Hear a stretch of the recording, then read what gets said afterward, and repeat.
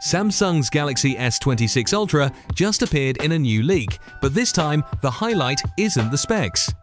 Evan Blass just shared what looked like official UAG case renders for the entire S26 lineup, and they give us a clear look at the updated camera layout.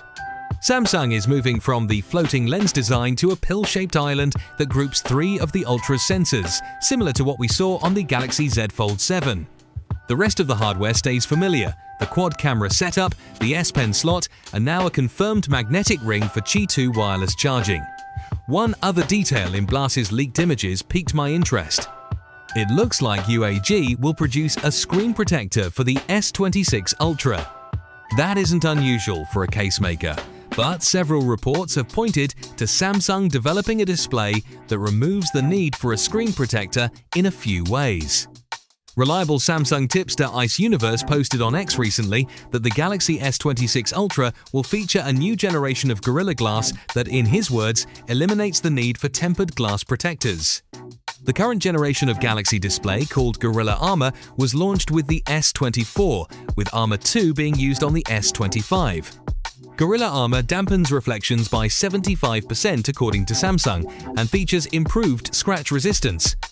In testing, YouTuber Jerry Rig Everything found that while the Galaxy S23 scratched at a level 6, the S24 and S25 models held out until a level 7.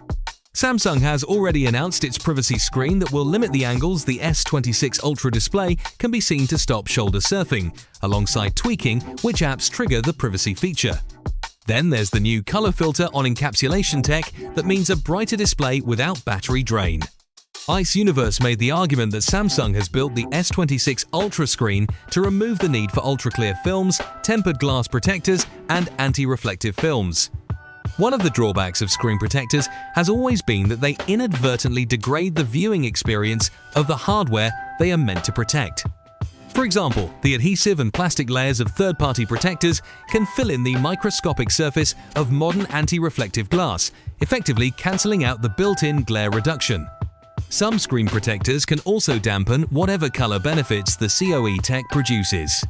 So while accessory makers are gearing up to release their usual protectors, Samsung appears to be designing a display that minimizes the need for them.